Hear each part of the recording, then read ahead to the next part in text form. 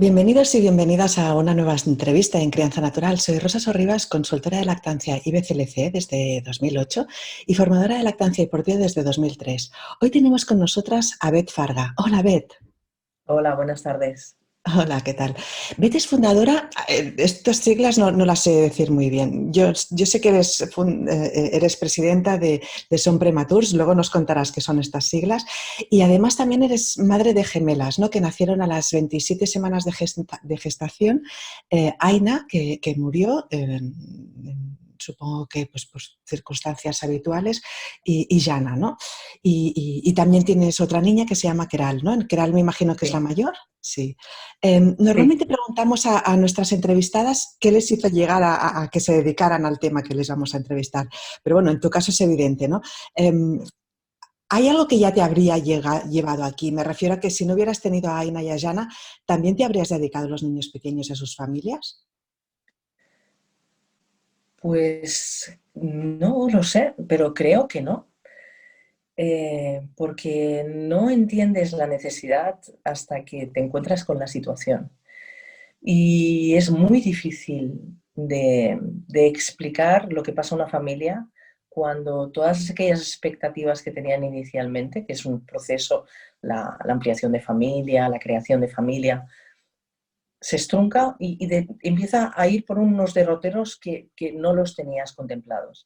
Entonces, todo este proceso, que muchas veces ya vienen de procesos muy dificultosos de poderse quedar embarazado, porque hoy en día la dificultad para formar familia es altísima, es decir, no Sí. siempre podemos quedarnos embarazadas al primer momento, es decir, cuando ya venimos de un histórico anterior y luego de todo ese histórico abordamos una situación completamente nueva que no teníamos pensado que podía pasar, pues hace que surjan unas necesidades muy importantes y que es justo en ese momento donde nos damos cuenta de que quizá podemos aportar un granito de arena a toda esta situación. Y es en ese momento que descubrimos, no solo yo, sino el resto de Sí. personas que configuramos Son Promaturs, ya sea a nivel profesional, ya sea a nivel de paciente experto, ya sea en cualquier nivel, que vemos que hay algo que nos sacude la vida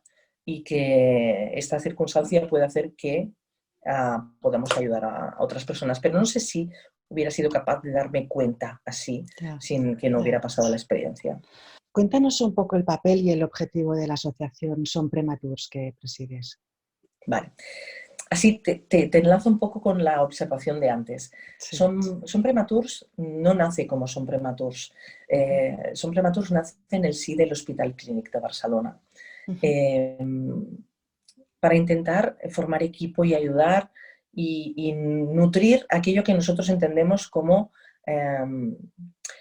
las curas centradas en la familia. Es decir, la familia es un todo, no se puede separar ni disgregar el niño o la niña de sus padres. Y entendiendo que esta sensibilidad se tiene que poder transmitir y entendiendo que podemos aportar desde como pacientes expertos nuestro know-how en cómo pasamos esa situación para que los sanitarios puedan entender muchas de nuestras reacciones, eh, dando apoyo desde la perspectiva de paciente experto y quién mejor que te pueda entender que quien haya pasado por esa misma situación, pues empezamos a trabajar en equipo en el hospital y empezamos a crear una escuela de padres, empezamos a crear el acompañamiento a pie de incubadora, empezamos a proyectos como un extractor a pie de incubadora porque la lactancia es una de las claves importantes que favorecerán el desarrollo de la prematuridad y de los niños y las niñas prematuras. Y es aquí donde vienen algunos padres y nos vienen a decir que este modelo les gusta y que no quieren crear otro modelo, que quieren hacer el mismo modelo y que quieren que aquello que estamos haciendo en el clinic, pues que se pueda hacer en otros hospitales. Y es en ese momento que ni lo teníamos pensado que decidimos decir, pues bueno, pues adelante, pues vamos a trabajar para que esto sea posible. Y sí, sí, esto es la llave a partir o la piedra de toque a partir de la cual empezamos a trabajar. Por lo tanto, ese ASPREMA, HCM es Associació de Prematurs Hospital Clínic Maternitat, que se Vale, transforma en Som Prematurs, ¿no? Y vale. es un poco lo que te he explicado antes, ¿no? Los objetivos, la misión y los valores es esta, ¿no? Es creernos que formamos un equipo multidisciplinar, que no somos asociaciones de padres, sino que somos una asociación que está compuesta por aquellos agentes que abordan la prematuridad, ya sean sanitarios, ya sean psicólogos, ya sean psicopedagogos, ya sean maestros, ya sean cualquier tipo de profesional que aborda a una familia con un hijo prematuro, tiene cabida en nuestra asociación. ¿Por qué? Porque el multiprisma nos enriquece y eso nos hace avanzar en positivo. Y ha sido la manera que creemos que está dando frutos porque intentamos poco a poco dar respuesta a todas las necesidades que el colectivo de padres prematuros tienen. Claro. Mira, para preparar esta entrevista he preguntado a dos amigas que son enfermeras neonatólogas, ¿no? Para que me dijeran qué les gustaría saber del otro lado, ¿no? Del lado de los padres. ¿Crees que a veces las prisas, ¿no? Los nervios del día a día, las dificultades que pasan las familias de bebés prematuros no permiten esta comunicación y por eso la asociación? Bueno, es que por un lado la parte sanitaria, que sin la excelencia y la vocación que tienen no podrían afrontar las situaciones diarias de estrés que sufren, porque somos familias que tenemos a nuestros hijos entre la vida y la muerte. En mi caso Sí, sí, particular esto ha sucedido. Es decir, sí. mi hija Aina murió a consecuencia de una enfermedad típica de la prematuridad. Y los sanitarios no están exentos del dolor que le puede producir a una familia la muerte de su hijo, porque Claro. ellos acaban empatizando con lo que a ti te sucede. Y esta simbiosis es muy complicada. Por lo tanto, el día a día es muy complejo para los sanitarios, pero también para los padres que no tenían en muchos de los casos prevista esta situación.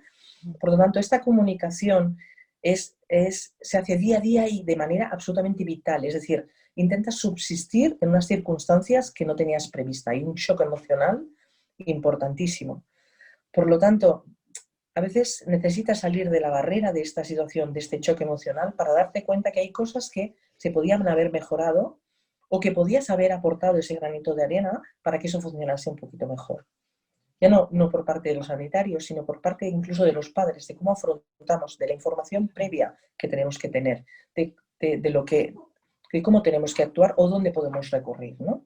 Si hubiéramos tenido una información, si hubiéramos tenido una asociación, si hubiéramos tenido... Entonces, todos estos si hubieras, un poco los recogemos y los trabajamos para que esto no suceda. Y a medida que va evolucionando y se van, es como la pirámide de Maslow, ¿no? Vamos adquiriendo estos conocimientos o vamos consolidando estas necesidades, surgen otras. Entonces es una cadena que se va enriqueciendo con los padres que salen de la unidad y que se vienen a formar parte de la asociación propiamente. Por lo tanto, sí que es verdad que existe disfuncionalidad en el sentido de que es muy difícil la comunicación y básicamente es existencial. Es decir, superar el día a día y, ostras, es complicadísimo poder darte un feedback que sea muy racional. Es básicamente a veces emocionalmente irracional lo que acabamos sintiendo los padres de prematuros porque la situación muchas veces nos supera, ¿no? Es decir, ostras, Claro, sí. hoy está a punto de morirse, mañana no se muere, hoy no se ha engordado, mañana se engorda. Es decir, estamos focalizados en que nuestro hijo supere este proceso. Sí, sí.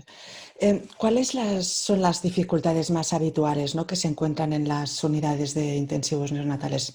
Es decir, que a pesar, desde fuera a veces nosotras las asesoras o consultoras de lactancia vemos de que hay veces que a pesar de que se vendan como unidades de puertas abiertas, los padres pueden sentir que los invitan a marcharse o a no estar presentes, ¿no? ¿Esto os lo habéis encontrado? Sin nombrar. Hay un esfuerzo titánico por parte de todos los profesionales de incorporar a las familias Ujú. dentro de las unidades neonatales. Lo que sí que está claro es que hay unas barreras arquitectónicas que limitan mucho la privacidad, limitan mucho la confortabilidad de la existencia de la familia en la unidad neonatal y creo que nuestro proceso de pensamiento tiene que ir un poco más allá. Es decir, incorporar a las familias en las unidades neonatales significa que sean las propias familias que han pasado por la experiencia que nos ayuden a diseñar cuál sería el mejor tipo de diseño para que profesionalmente puedan tener todas las garantías de asistencia a los prematuros, pero que a la vez sean las familias las que se hagan cargo de ese prematuro. Porque sí que es verdad que hay una situación compleja que a veces nos da mucha pena, que nos encontramos que los papás no van a las unidades neonatales porque ya los cuidan, ¿no? Es decir, no, pero es que los padres también se tienen que sentir confortables dentro de una unidad neonatal, no que eh, estorban. Entonces tenemos que ser capaces de empoderar a las familias dándoles elementos que los empodere. Y empoderar a una familia quiere decir que se pueda sacar la leche al lado de la incubadora, porque la lactancia es importante, pero tenemos que ayudar a una madre no presionando para que saque leche, sino Sí, para que se estimule. sí, esto hablaremos Y ahora ayudarle también, sí. emocionalmente y ayudarla de todas las maneras, ¿no? Por lo tanto, hay una barrera arquitectónica importante que limita mucho estas unidades abiertas. Sí que es cierto que tenemos que hacer un paso adelante y que tenemos que ser muy imaginativos y incorporarlas, porque si no lo hacemos, esto tendrá un precio en un futuro. Y lo está teniendo ya. Y hemos de ser muy Hablaremos de eso conscientes. ahora, sí. Entonces, la idea es que los hospitales, básicamente, la barrera que tienes es a nivel arquitectónica, ¿no? Y, y también hay una parte, una parte de responsabilidad, ¿no? De quién ejerce el rol de la crianza en ese periodo, ¿no? Sí, Y es un proceso que necesita irse eliminando la barrera poco a poco, donde las familias tengan esta capacidad de empoderamiento para hacerse cargo de su hijo, que le demos las herramientas y que entre todos formemos el equipo para que esa realidad tire adelante. me imagino que te Entonces, refieres poco a poco. a que esto, ¿no? Que allí mismo, bajo, digamos, una supervisión, ¿no? Experta, ¿no? Como puede ser una enfermera de neonatos, pues que el padre o la madre pues ayuden a cambiar pañales, ¿no? A bañarle, a tocarle, a hacer algún masaje que no de repente tengan, mira, aquí tu hijo y espabilate, ¿no? Exacto, exacto. Es que si no, encontramos, los padres entran en pánico cuando tienen que salir de la unidad. ¿Pero por qué entran en pánico? Porque no han tenido, pasan del todo a nada, ¿no? Y ahora ya hay un proceso en todos los hospitales o en muchos hospitales en los que los padres pasan unos días solos con su hijo en una habitación. Es decir, ya estábamos empezando este paso, ¿no? Pero Ujú, esto no tiene que ser una excepcionalidad, tiene que ser una normalidad. claro. Y hemos de ser capaces de poderla dar. Es decir, y entender sobre todo que no es el niño o no es la niña como paciente, sino es la unidad, es la La familia. familia, Y claro. como no entendamos que la familia es un todo, sanaremos la parte más biológica y más orgánica, pero no curaremos la que es más importante y la que ayudará a que ese prematuro tenga una vida feliz, que es incorporar y unir a la familia en ese momento, ¿no? Supongo que también no es lo mismo que la familia ya más o menos espera que el bebé pueda ser prematuro, ¿no? Porque hay un cierto riesgo, ¿no? Que si de repente te dicen, toma, sales, ¿no? Tienes el bebé y no lo puedes ni tocar ni apenas ver, ¿no? Me imagino que debe ser muy diferente, Uf, no lo sé, mira, ¿no? no lo sé, porque cuando lo sabes, yo me pasé 2 meses tumbada en una cama eh, y no me podía mover. Te da mucho para pensar y te da mucho para pensar mucho. Tuve la suerte que pasaron por la habitación neonatólogos, enfermeras de la unidad de curas intensivas, que eso tenía que ser como un habitual, es decir, aquellas madres gestantes que sabes que acabarán siendo o teniendo prematuros, tienen que poder recibir o poder saber dónde van a ir sus hijos, cómo van a estar, porque eso baja mucho el suflé. Y cuando te lo dicen inmediatamente, eh, que no te da tiempo de pensar quizá tanto, entonces no tienes todo el abanico de posibilidades, si va a tener secuelas, si no va a tener secuelas, si qué les va a pasar con las secuelas, si va a ser normal, si no va a ser normal, si voy a tener... qué decisión tengo que tomar, etcétera, etcétera, etcétera, ¿no? Entonces, es un momento muy complicado que nos coge a todos desprevenidos y con un pie mal puesto. Y entonces nos desestructura, porque en mi caso yo tenía una hija mayor y me desestructura la vida, es decir, claro, esperas hasta el último día a trabajar, hacer todo lo que hacen las personas que tienen un embarazo normal, y resulta que me estuve ya mucho embarazo, bueno, casi todo el embarazo de reposo, pero es que los 2 últimos meses en decúbito supino, que digo yo, y entonces, claro, eso tortura las neuronas y ya no sabías ni qué hacer, pasaban las horas y lo único que hacías era aguantar ese embarazo, la única ¿no? actividad que tenías como madre. Entonces, yo no distinguiría, pienso que cada caso, cada casuística de la prematuridad es muy compleja, porque hay padres que los ingresan en un hospital, luego los tienen que trasladar porque necesitan que su prematuro esté en un hospital del tercer nivel. Hay otros que saben desde el minuto cero que van a ser prematuros, pero claro, con la incerteza de cuándo va a ser, cuándo va a suceder. Y los otros son, llego al hospital porque me encuentro mal y te ingreso y das a luz, ¿no? Es decir, eh, ¿Crees que en ambos casos sería importante que hubiera una parte de la preparación al parto que fuera para tratar esto? Al menos aunque sea una pincelada, ¿no? absolutamente, absolutamente. En mi caso, y en muchos casos, pero nos estamos dando cuenta que acompañar a las madres gestantes, prepararlas, eh, cuando te informan de las cosas, cuando conoces lo que va a pasar, te empoderas y eres consciente de lo que vas a tener que afrontar. Pocas familias y pocas personas quieren no conocer lo que les va a pasar. Por lo tanto, ofrecer la información y preparar para la nueva situación que se van a encontrar tenía que ser fundamental. Yo creo que Fundamental. esto es como aquello que cuando te vas, ahora ya no, porque por la pandemia, pero cuando vas de vacaciones a algún país desconocido, si tienes un conocido o un amigo y te pasa su teléfono, dices, ostras, mira, por si pasa algo, ¿no? Si pasa algo, pues le llamas y si no, pues adiós, ¿no? Y yo creo que Correcto. esto es vital Sí, para sentirse más seguro, ¿no? En este viaje, ¿no? De sí, la paternidad. sí, porque te coge a contrapié. Siempre las preguntas que salen inicialmente, primera es, ostras, ¿qué secuelas va a tener, no? Entonces las 4.000 preguntas de qué secuelas. Entonces, entonces solo hace falta que te pregunten, bueno, podéis tomar la decisión ahora. ¿Qué decisión, no? Ostras, pues que esto no puede ser que no vaya bien, que tenga una serie de secuelas que vais a tener que tirar adelante, por lo menos ser muy conscientes. Claro, dices, bueno, ¿qué secuelas? ¿Cómo? Pam, pam, pam, pam. Sí, sí, sí.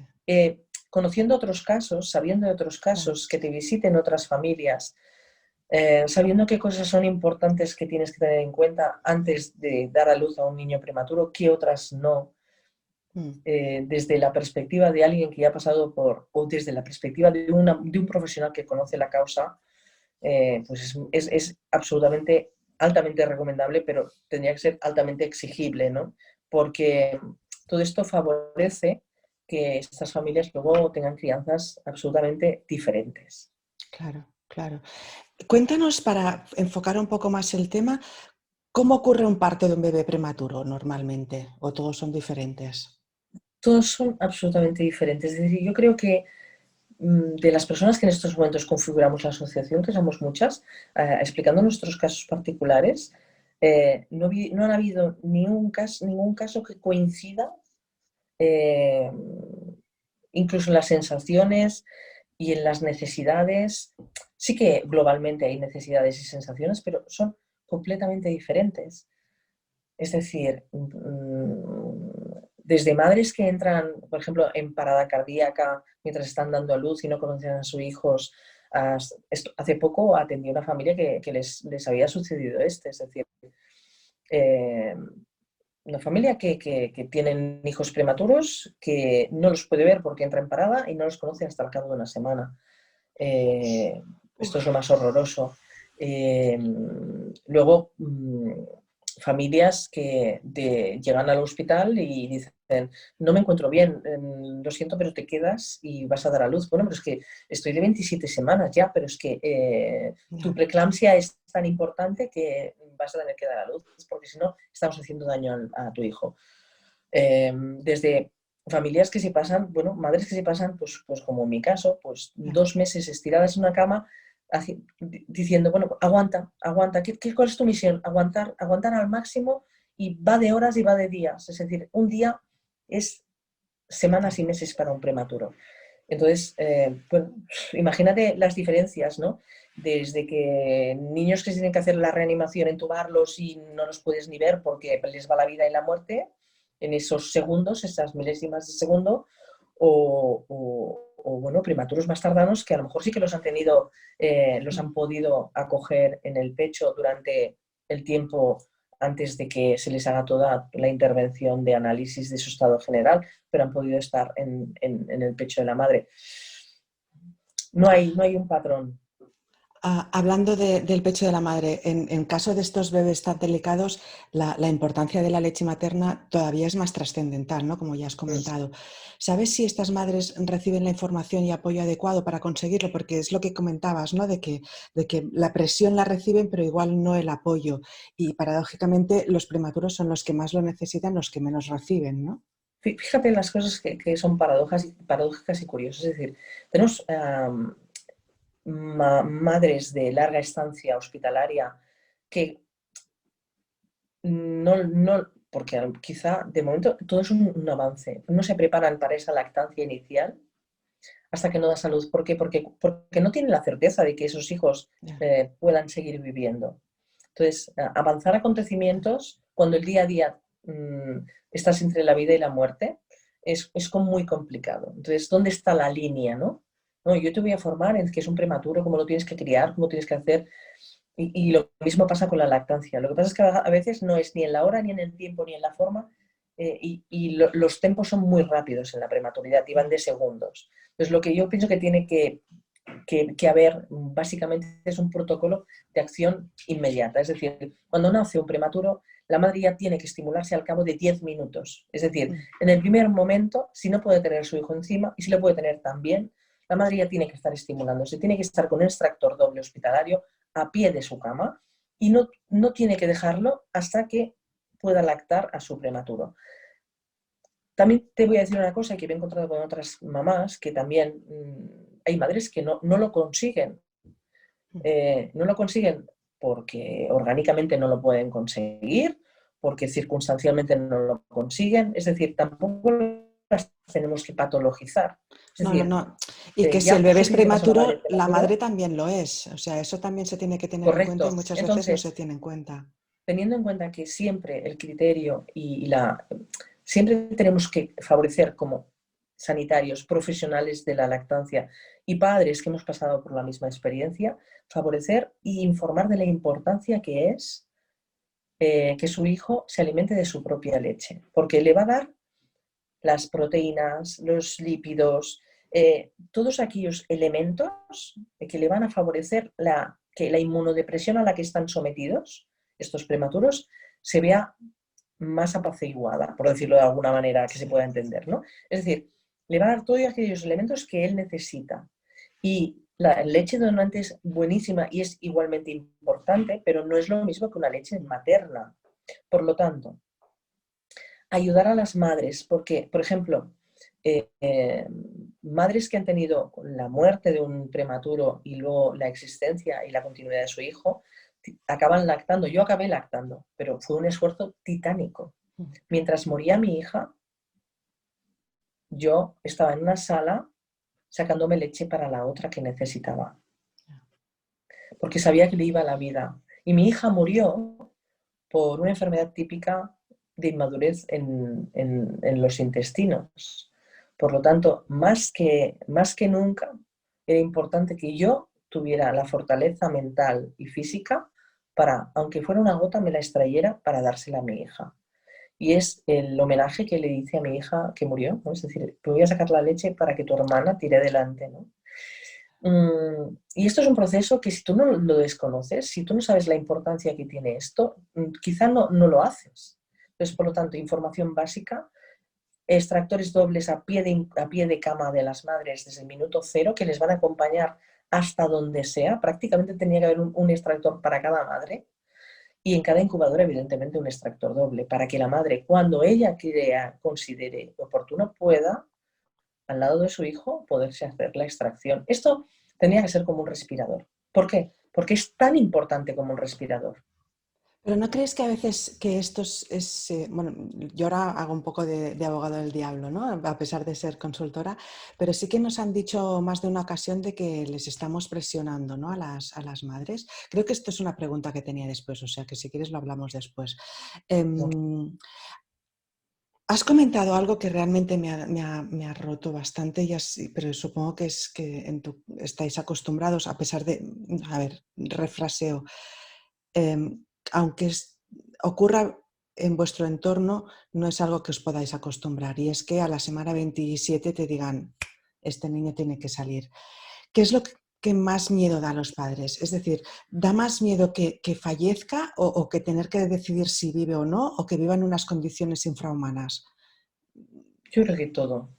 No hay algo concreto. Es la incerteza, es el sentimiento de muchas veces de las madres que tenemos el sentimiento de culpa de por qué ha nacido. Es un máximo común denominador. Eh, ¿Qué he hecho para que naciera antes?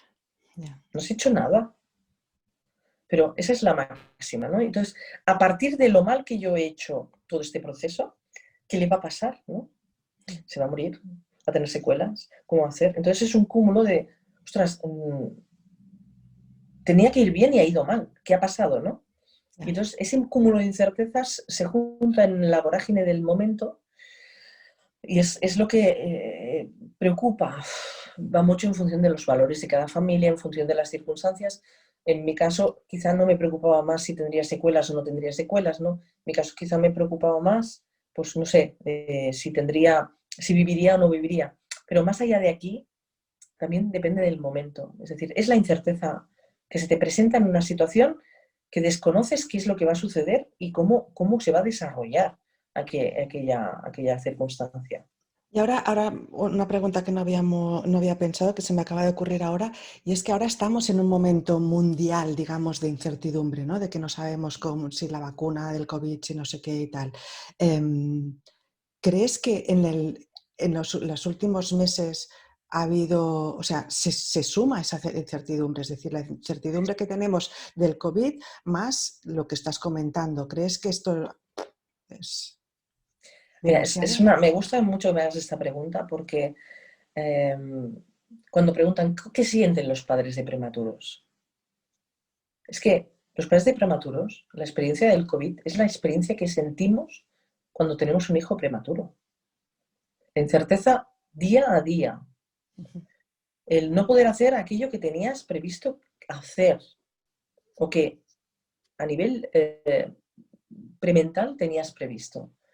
Te cambian todos los esquemas, te cambian toda la logística, te cambian todas las expectativas y estás a la espera es decir, esto que está pasando y este abordaje a veces, ¿no? Que me hace un poco de gracia y cuando voy delante de las administraciones y explicamos lo que sentimos los padres de prematuros, ahora tengo un punto de referencia muy claro para poder explicar. Es decir, evidentemente que necesitamos un apoyo psicológico, Claro. pero no para patologizarnos, sino para superar un estado de shock, que es el mismo estado de shock que tiene la sociedad en estos momentos por estar pasando un COVID.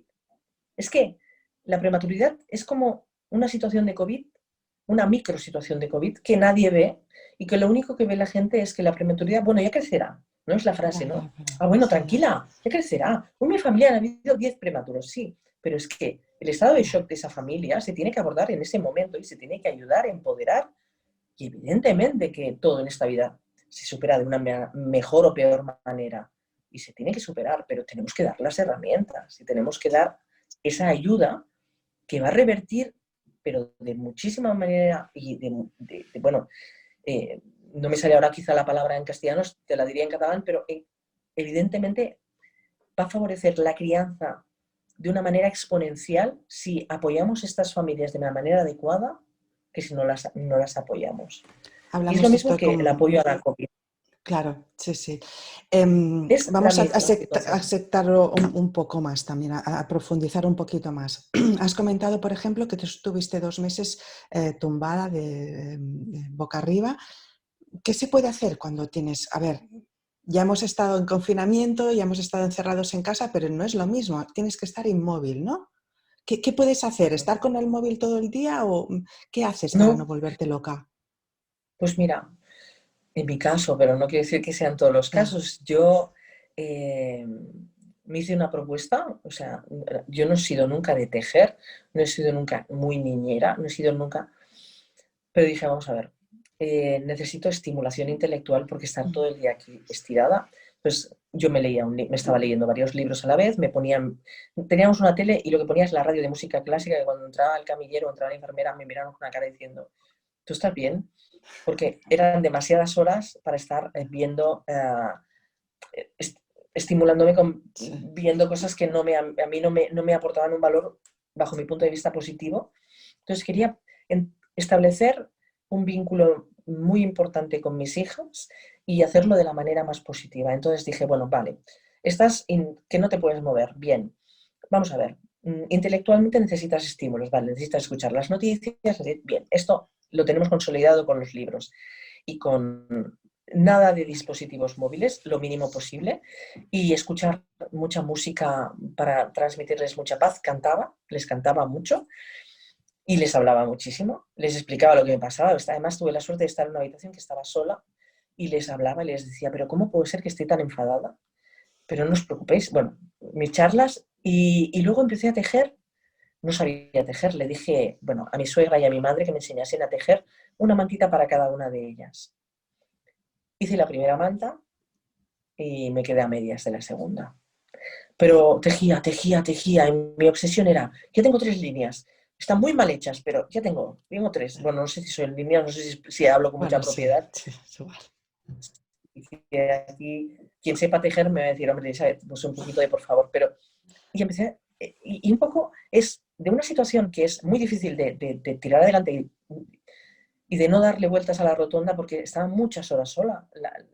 La familia, mi marido tenía que trabajar y me pasaba horas y horas y horas con mucho tiempo para pensar y no podía pensar en negativo porque tenía 2 vidas dentro de mí que tenían que esperarse al máximo para salir y además salir teniendo en cuenta que o sea, ellas y yo estábamos lo máximo de fuertes emocionalmente. Entonces, es un proceso que me ayudó mucho, también muchas personas que me venían a visitar, que enfermeras de la unidad de neonatos que me vinieron a informar de cómo era la unidad, que no me preocupase, que todo iría bien. Eso fue una cosa que me alivió. Las ginecólogas que me explicaban las cosas muy claras, porque era muy preguntona, y como muchos padres, ¿no? Informarme sabiendo lo que me iba a pasar y cómo me podía suceder, para mí eso me aliviaba, necesitaba saberlo. Y bueno, un poco a poco, pues haciendo pasar los días, pero con mi entorno sintiéndome lo más útil posible. Y me dio por beber zumo de naranja, sí que mi suegra cada día me traía un zumo de naranja natural, y comer donuts, eso sí, eso es lo que peor llevé. Pero bueno, más allá de esta broma puntual, eh, eh, intentando pues, positivizar aquello que te sucede. Luego tenemos ya la siguiente fase, ¿no? Que sería ya el parto. Entiendo que la mayoría son por cesárea, ¿no? No, en mi caso fue parto vaginal y de hecho me parece que la línea o la tendencia en estos momentos es a que sea más partos vaginales. ¿Por qué? Porque hay un proceso que tienen que hacer, sean prematuros o no, y es importantísimo, a no ser que esté la vida del prematuro o de la madre en juego. Creo que en estos momentos me consta que los hospitales de referencia en los que la prematuridad eh, se aborda, la prioridad es que sea parto natural. Y Muy se bien. provoque. A mí me lo provocaron, o sea, a mí no me hicieron cesárea. Yo tuve las dos de parto natural y me costó lo mío, Ajá. Pero porque entonces, Aina perdona, dime. No, no, no. Aina quiso nacer, pero Jana no quería nacer. Vaya. Me imagino entonces que en estas circunstancias, cuando nace el bebé, es todo corre-corre, o sea que ni piel con piel, ni pinzamiento óptimo del cordón, o sí. Yo creo que cada vez se va tomando más conciencia, Ujú. ¿eh? Es decir, en este sentido, yo hago una lanza a favor de las personas, o sea, porque quizá más que las instituciones son las personas que acaban configurando y acaban realizando aquellas funciones. De tomar conciencia de la importancia de cada acto que hacen en el parto y sabiendo que esta acción que realizarán tendrá unas consecuencias futuras. Por lo Ujú. tanto, minimizando el riesgo de salud, obviamente, que si están entre la vida y la muerte hay cosas que no se pueden hacer y que la prioridad es la vida, Claro. pero si evidentemente antes se hacía la cosa un poco así, venga, va, y ahora se toma mucha más conciencia de lo que tenemos entre manos y trabaja mucho más holísticamente en este sentido. Me consta porque en los diferentes hospitales que muchas veces hacemos trabajos, es un trabajo muy importante que se está intentando. Es cierto que no en todos los hospitales todavía tenemos la conciencia en este sentido, pero yo creo que se está imponiendo, ya te digo, ya no es por las instituciones, sino por los profesionales que hacen aquella Cuesta. acción. Cuesta. Yo creo que al final son las tres, ¿no? Tres patas, ¿no? La gente de la calle, ¿no? Los pacientes o los usuarios, como quieras llamarles, que tienen que pedirlo, los profesionales que tienen que aprender y saber respetar esas peticiones y adaptarse a esas situaciones, y luego las instituciones para poner los medios para que todo ocurra, ¿no? Y hablando de eso, pues hablemos ya el siguiente paso, que sería el cuidados o método madre canguro. Em, ¿Cómo de implantado está a nivel de lo que tú conoces, al menos aquí en Cataluña, y qué ventajas e inconvenientes tiene desde el punto de vista de la familia? Déjame responderte a la última. Inconvenientes ninguno. Ninguno. Instaurado, yo creo que falta un punto en el que perdamos el miedo a que, a que ya no se haga desde el primer día. Es decir, a veces reservamos ese prematuro, bueno, para que se estabilice, ¿no? Y hay momentos, podemos acortar ese tiempo, pero eso ya es más una cuestión médica, que allí no puedo entrar. Pero me da la sensación que a veces un poco dilatamos y, y, y no, eh, porque somos garantistas, ¿no? Mm. Es verdad que a veces ponemos en juego y la complejidad de todos los tubos, que si el respirador, que si el no sé qué, que si no sé cuántos. Entonces, la estabilización de ese prematuro queremos estabilizar antes. Bueno, está demostrado que tanto la respiración como la frecuencia cardíaca, como la temperatura, se regula muchísimo mejor haciendo método canguro que no en una incubadora, eso obviamente, ¿no?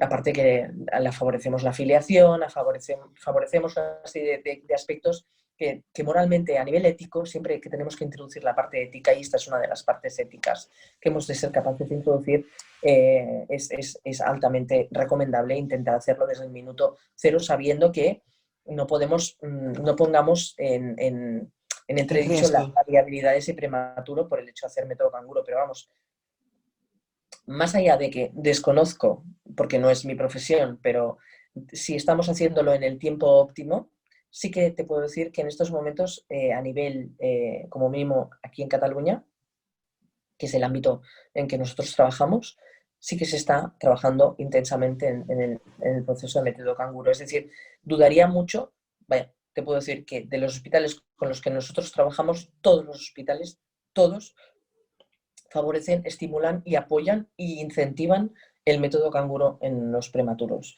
Eh, Otro caso es que deberían ser las 24 horas del día haciendo método canguro, y por la infraestructura propia del servicio o por a veces esto no es posible, entonces vamos haciendo como turnos, ¿no? Cuando no hay turnos para criar a tu hijo, no existen Claro. los turnos. La necesidad de tu hijo son 24 horas, ¿no? Entonces, un poco Claro, hemos de ir lo que pasa es que cazando si la esto. madre vive lejos del hospital y esto, ¿cómo se lo organiza, ¿no? Porque el hospital tendría que permitirle quedarse a dormir en algún sitio, ¿no? Bueno, esta es nuestra lucha, ¿no? Intentar que las madres y los niños no se disgreguen. Es que no es incomprensible. Claro. Es que es incomprensible. O sea, una vez con alguien de la administración discutíamos, ¿no? Es que, bueno, pero son dependientes, no son dependientes, son discapacitados, no son discapacitados. ¿Cómo? Estos son de máxima dependencia. Sí. O sea, son de máxima dependencia los primeros 6 meses de vida. Un prematuro es alguien de máxima dependencia. Y si no damos todas las herramientas, ese niño que la evolución cognitiva, emocional, en todos los sentidos, va a ser una u otra en función del método canguro, en función de si somos capaces de dar leche materna a ese niño prematuro, etcétera, etcétera, etcétera. Y está demostrado, o sea, no es una cuestión emocional que pensemos, sino que está Sí, lo demostrado sabemos. científicamente y tiene base científica. Es decir, Sí. ¿Cómo os lo tendremos. organizáis en casos por ejemplo, en tu caso, ¿no? De que hay otros hijos, ¿no? Tenías una hija mayor, incluso puede haber un gemelo que ya esté en casa y el otro esté en el hospital. Es ¿Cómo se complicado, gestiona? Sí, ¿no? es complicado, por eso hay hospitales que tienen habitaciones para familias. Esto es lo que tendría que haber en todos los hospitales, habitaciones para familias que fuésemos capaces de abordar, apoyar y acabaremos así. Guste o no guste, tenemos que acabar así porque es que no puede ser de otra manera. Entonces, ¿cómo lo organizas? Como puedes. Como puedes. Y alguna pata cojea, siempre. Siempre alguna pata cojea porque no llegas a todo. Normalmente los padres hacemos, si intentamos hacer el máximo método canguro y nuestro hospital nos lo permite, que en la mayoría de hospitales se nos permite, claro, entramos a hacer método canguro pues casi en rotondas de casi 18 horas seguidas. Pues ¿por qué? Porque el padre y la madre pues se compaginan. En la que tienes gemelos, entonces ya la cosa se desvirtúa más, porque esos dos prematuros, a no ser que los puedas tener a la vez, pues necesitan de ese método canguro. Entonces, bueno, hay hospitales que permiten entrar a los abuelos, y entonces te ayudan en esa crianza.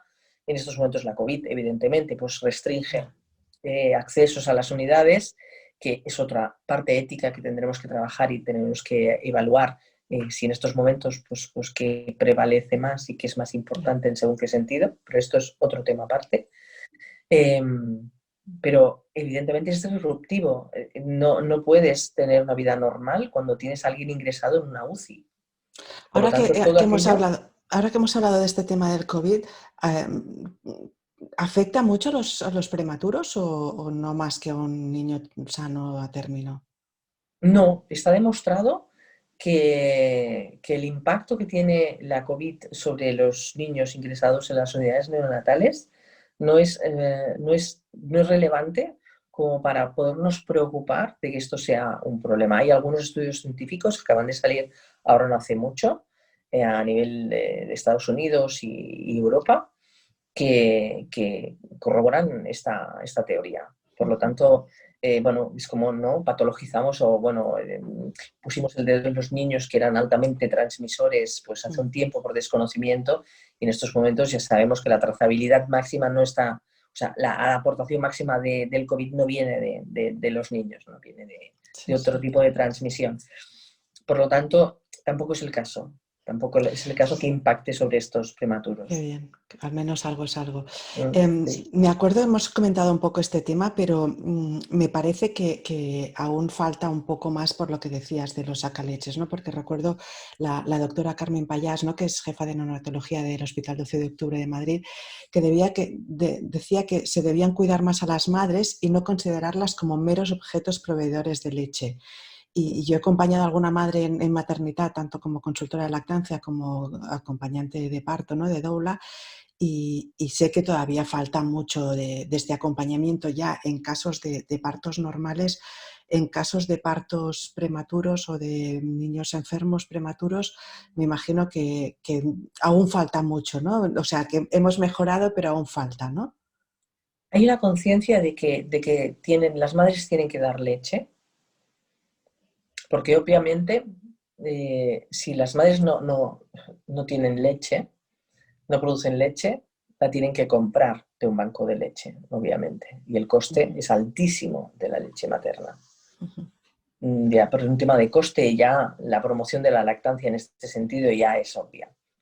Otra cosa es cómo promovemos esta lactancia, ¿no? Cómo hacemos, favorecemos que esa madre de manera proactiva, positiva, empoderadora, sea capaz de hacer la lactogénesis, ¿no? De una manera consciente, empoderada, tenga todas las herramientas, sepa qué herramientas debe tener, desde saber qué tipo de copas, porque claro, cuando tú te estás exprimiendo como una vaca cada día, evidentemente la tipología del pezón y la tipología de la mama es diferente en cada madre. Esto tenemos que saberlo.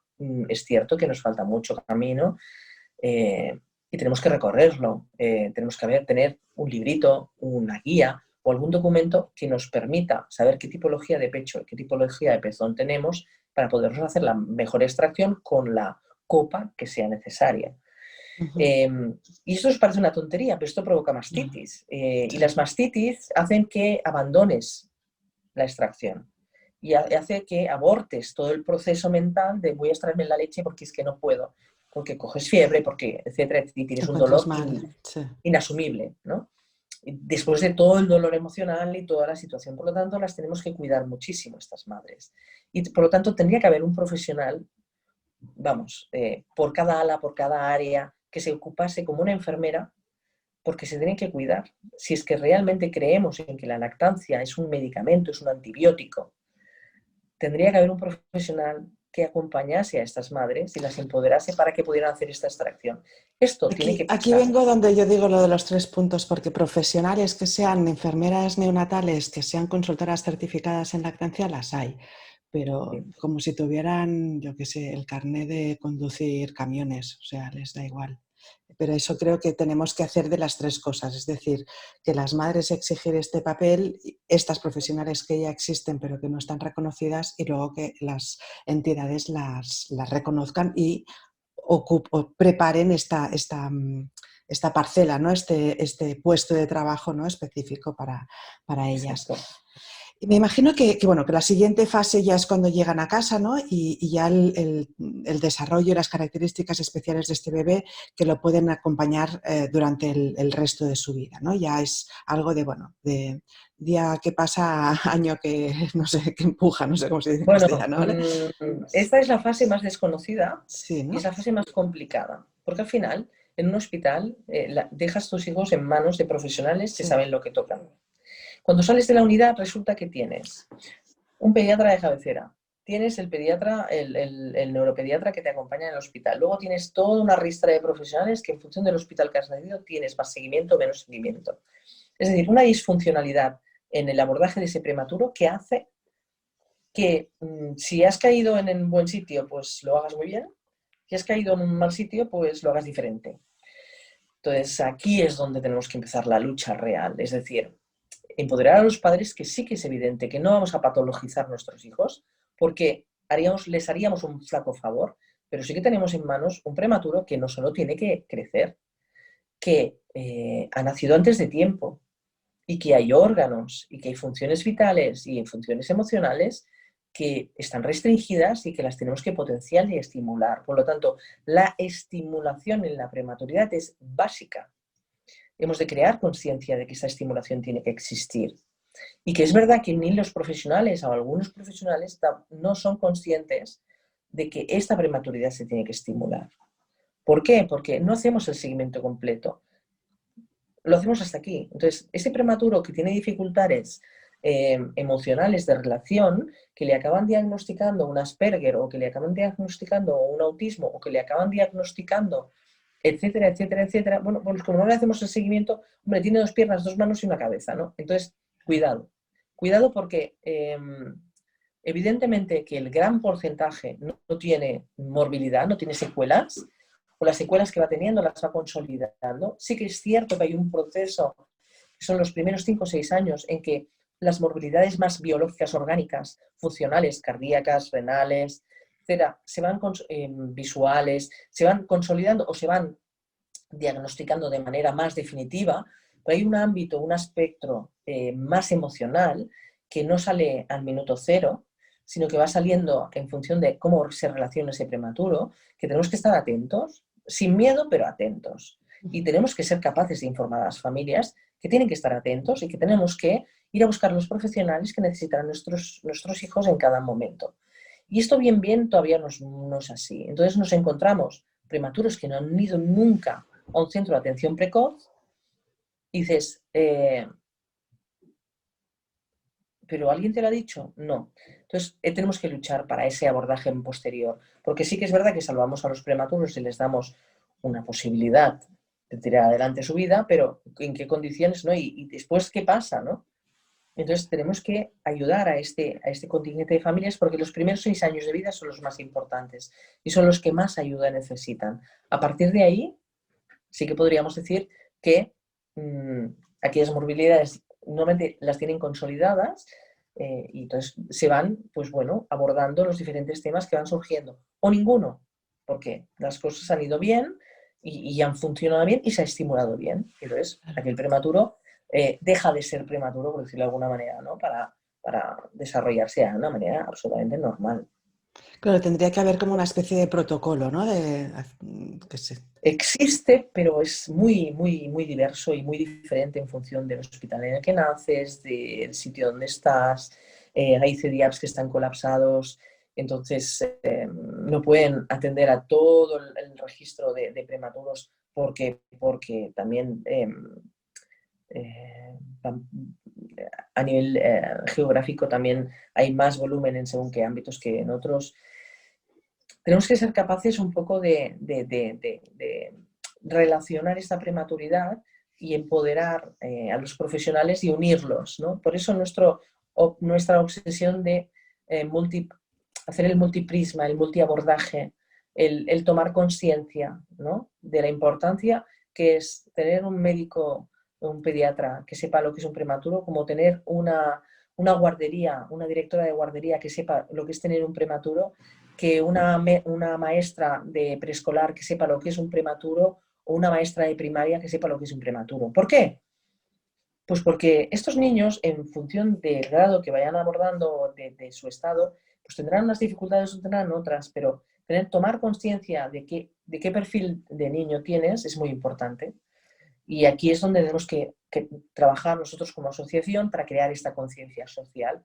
Este año hemos hecho un gran avance, es una tontería, pero hemos sido capaces de iluminar más de 50 y pico, no sé, porque todavía salen municipios que han iluminado por la prematuridad Sí, y fue hace y poco, que ¿no? han tomado conciencia y ayuntamientos que son los primeros eh, que tienen aulas de crianza natural o aulas de crianza para acompañar a las familias en los primeros meses o los primeros años de nacimiento de estos niños, ¿no? Y que son los que promocionan y ayudan a que esta crianza pues, sea lo más normalizada posible, que nos han dicho, ostras, no teníamos del todo, no éramos del todo conscientes de que esto fuera realmente una situación que afectara a tantas familias, ¿no? Y que han sido las familias que les han dicho a sus ayuntamientos, ¿vais a iluminar el día de la prematuridad? Claro. Y ya no con los ayuntamientos han dicho, hemos tomado conciencia de este día y, por lo tanto, a partir de ahora las políticas que tomemos en este sentido tendremos que incorporar este concepto de la prematuridad que quizás hasta ahora no teníamos claro.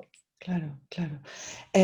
¿Sabes si hay algún tipo de seguimiento en el tiempo de la repercusión a nivel económico, social y emocional de las familias en cuanto a la carga que supone tener un bebé prematuro? Lo que tú comentabas, ¿no? De que no hay esa percepción. ¿Sabes si existe algún estudio en algún lugar del mundo o si se está No. planteando hacerlo?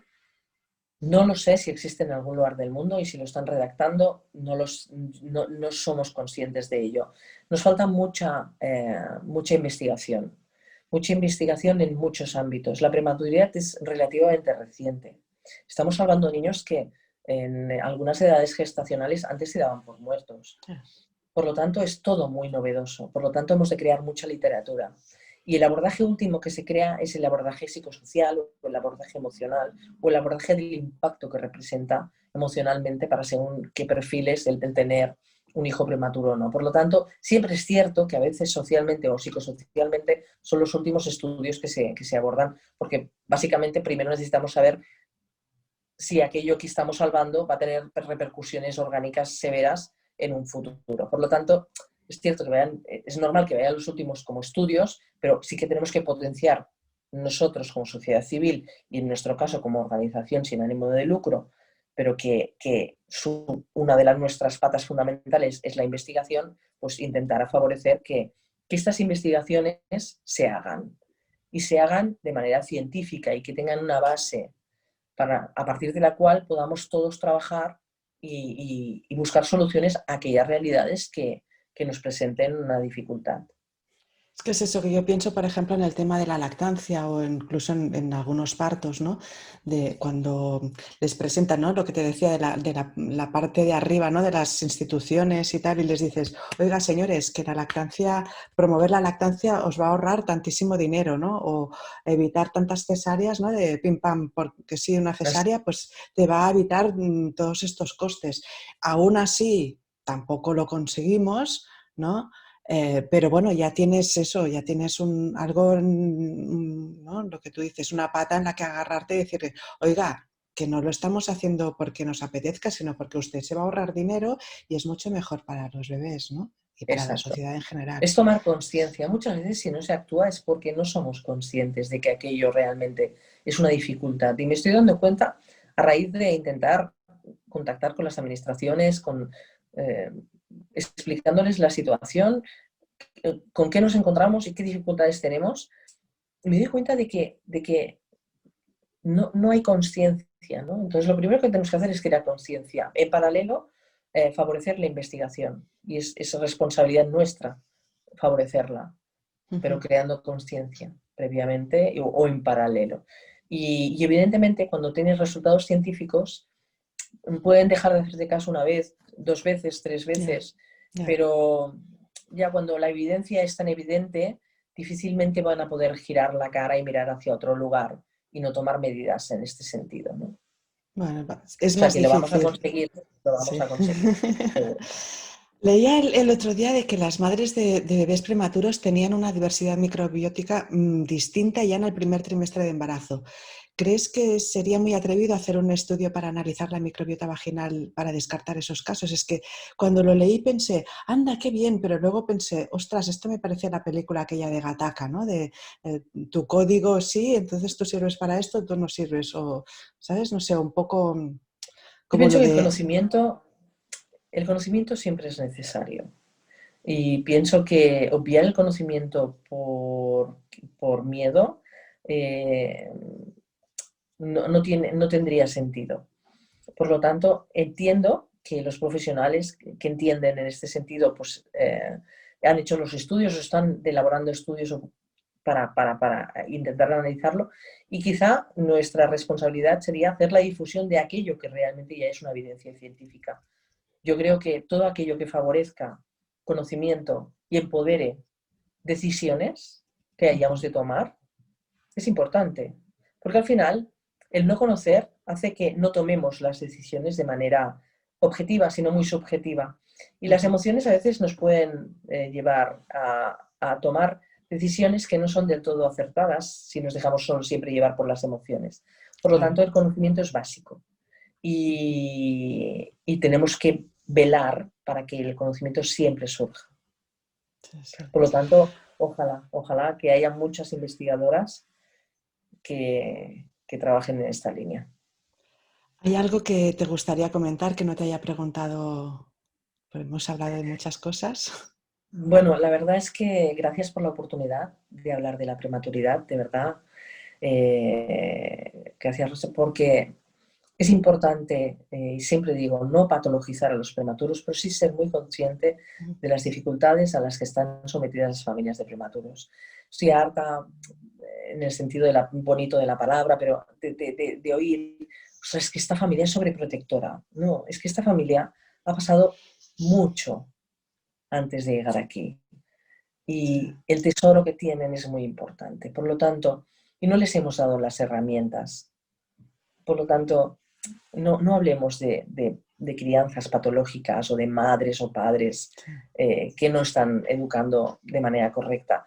Hagámonos una reflexión de cómo estamos haciendo educar a estos niños. que evidentemente todo el mundo tiene su responsabilidad individual, es obvio, y que la resiliencia y la capacidad para superar los problemas depende de cada uno de nosotros, de cómo queramos superarlos, obviamente.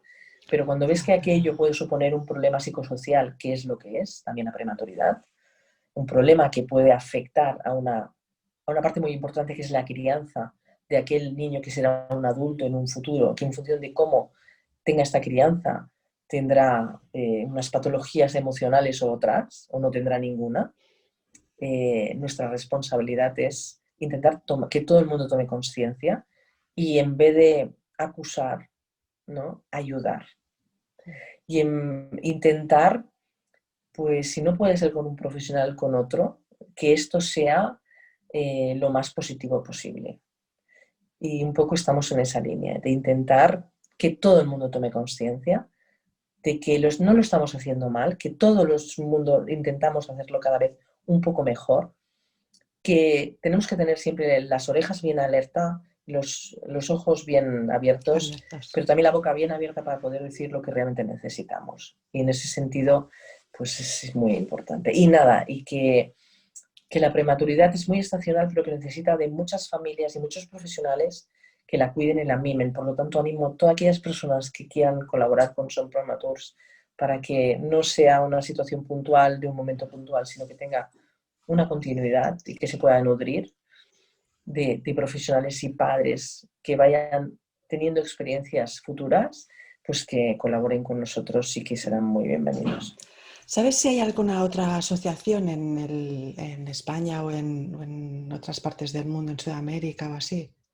Sí, hay muchísimas asociaciones que un poco abanderan la necesidad de tomar conciencia. En España hay pues muchísimas.